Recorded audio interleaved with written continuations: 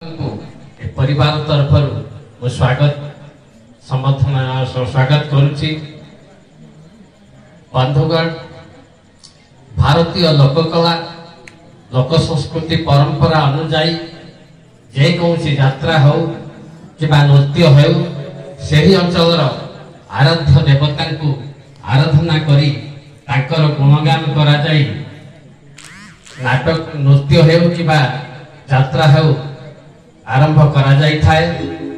सेही परि भाबरे मध्यखंडर दंड यात्रा बा दंड महोत्सव प्राय 300 वर्ष धरी परंपरा सृष्टि करी आगकू आगे चली। ए महोत्सव रे ए यात्रा रे अनेक कलाकार सामिल हेई आज पर्यंत ए यात्रा को बंचाई रखिछंती। सेथि मध्यरु अनेक कलाकार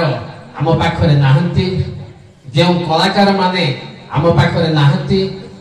आज ए परिवार तरफरु तांको श्रद्धांजलि ज्ञापन करने संगे संगे जो कलाकार माने आज ये कला को बंचाई रखिछंती सेमानकु मु अभिनंदन जनाउछि एवं स्वागत करुछि। बंधुगण, ए यात्रा समस्त को नहीं समस्त को एकाठी करी परस्पर भितर स्नेह संपर्क और भाईचारा सृष्टि करिछि। तेणु ए यात्रा रे सामिल हेइथिबा समस्त कलाकार मानकु मो स्वागत करुछि एवं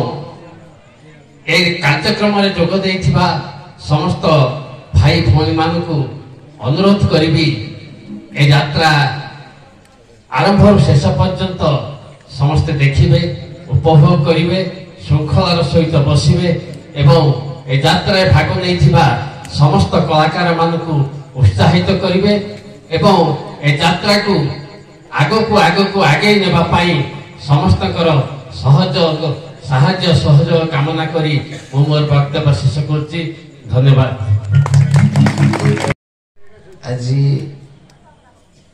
बाघबसी ग्रामवासी माने जो संबंधना कार्यक्रम आयोजन करते प्रथम धन्यवाद देवी एवं ठाकुर प्रति भल पाइबा दंड भाई मान प्रति जो भक्ति